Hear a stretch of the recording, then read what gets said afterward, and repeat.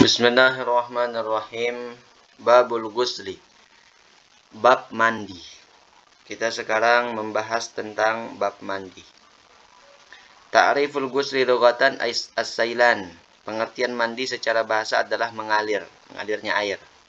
Wa syar'an, secara syara', ta'mimu jami'il badani bil ma'i biniyatin makhsusatin. Secara syara' artinya adalah meratakan semua badan dengan air, dengan niat yang khusus. Itu arti mandi. Meratakan badan dengan air dengan niat yang khusus. Al-farqu bainal ghusli wal ghusli wal gisli. Jadi di dalam bahasa Arab itu ada terkadang beda baris, itu beda artinya. Ada perbedaan antara kata-kata ghusl, gisl. Al-ghusli wal ghusli wal gisli. Apa bedanya? Hurufnya sama tapi barisnya yang beda. Al-ghuslu bid-dhammi, ghuslu pakai dhammah. Ta'mimu jami'il badani bil ma', yaitu artinya mandi, meratakan seluruh badan dengan air. Itu mandi artinya kalau ghusl. Kalau pakai ghusl mandi. Al-ghuslu bil fathi, pakai fathah, ismun li ghusli ba'dil a'dha. Kalau ghuslu artinya membasuh. Nama untuk membasuh sebagian anggota badan, artinya membasuh. Kalau al-ghuslu bil kasri pakai kasroh, ismun lima yudhafu ilal ma' min sabunin aw ghairihi.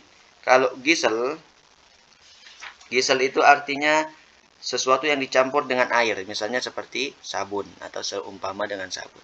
Nah, itu pengertian mandi dan perbedaan antara kata-kata tadi itu ya. Kemudian kita masuk ke ahkamul ghusli khamsatun, hukum-hukum mandi.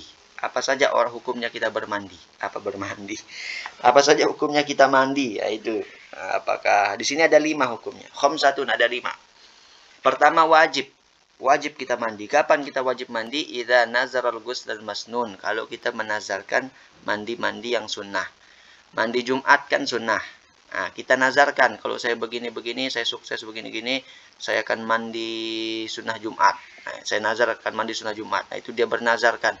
Maka yang asalnya tadi sunnah dinazarkan sekarang jadi wajib begitu. Dan hal-hal yang dinazarkan itu adalah hal-hal yang sunnah. Nggak bisa hal-hal yang sudah wajib dinazarkan. Misalnya kalau saya sukses begini, saya akan sholat zuhur nanti. Nggak bisa, itu bukan nazar namanya. Kenapa? Karena sudah wajib. Nggak bisa dinazarkan. Yang dinazarkan itu yang sunnah.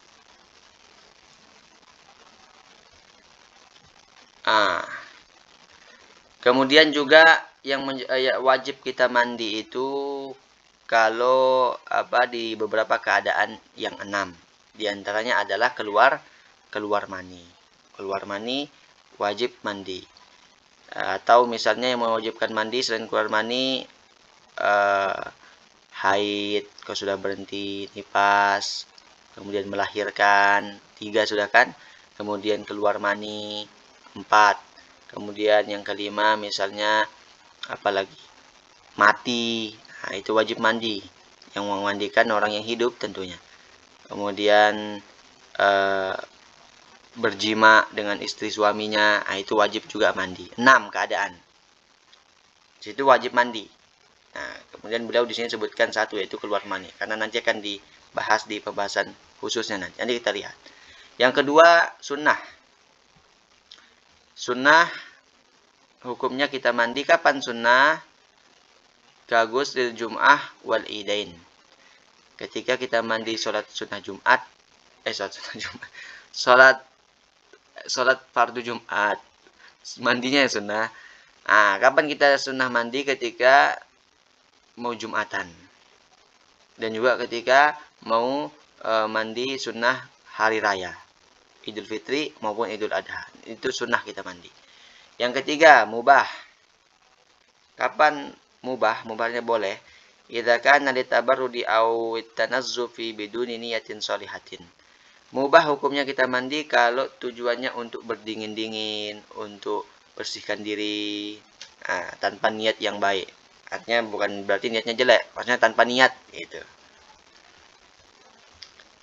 Yang keempat, makruh hukumnya mandi. Al-ghuslu bil ingimas lis-shaim, yaitu mandi dengan cara nyelam. bagi orang yang berpuasa.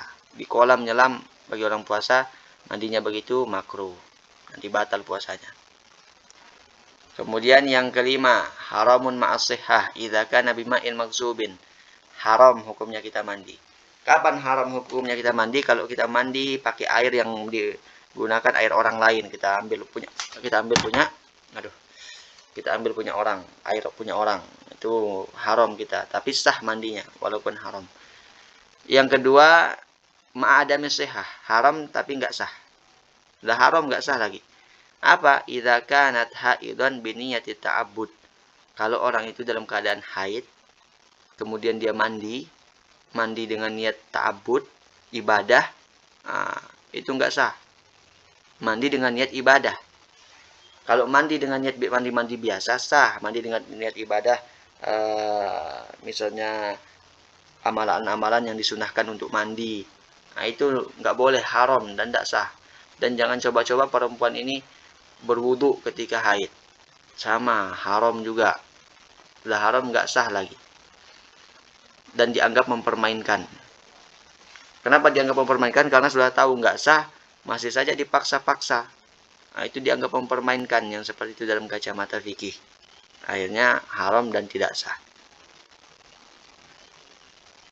Tapi kalau mandi untuk hari raya nanti boleh. Kalau dia mandi untuk hari raya si perempuan yang haid itu boleh.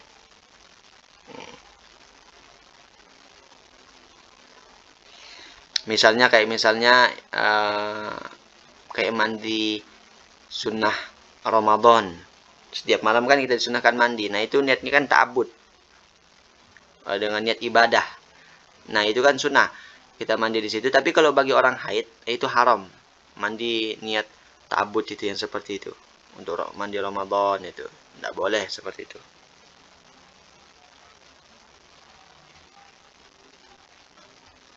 Kemudian nanti kita lanjutkan di yang mewajibkan mandi.